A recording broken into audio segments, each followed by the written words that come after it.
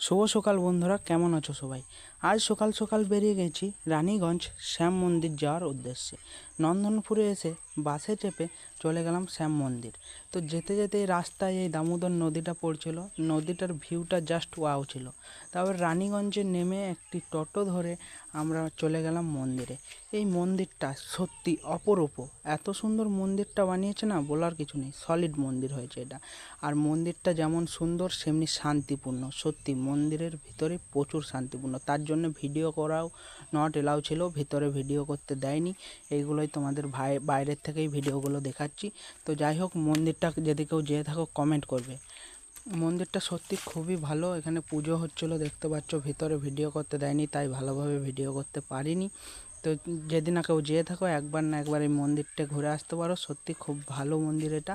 আর মন্দিরের এমন এমন নকশা, মানে ওই নকশাগুলোতেই মনটা ছুঁয়ে যাবে। সত্যি খুব সলিড মন্দির করেছে, সলিড বানিয়েছে মন্দিরটা। এই যে দেখতে পাচ্ছ পুরো মন্দিরটা ভিতর থেকে। যাই হোক, একটু বলে ভিডিওটা করেছি কিন্তু করতে দিচ্ছিল না, তাই ভালো করে ভিডিওটা করতে পারিনি। তো যাই হোক, আমার চ্যানেলটিকে একটু সাপোর্ট করো। তোমরা সাপোর্ট করলে এরকমই ছোট ছোট জিনিস তোমাদের মধ্যে তুলে ধরতে পারবো। চ্যানেলটি লাইক করো, কমেন্ট করো, শেয়ার করো, সাবস্ক্রাইব করো। নমস্কার।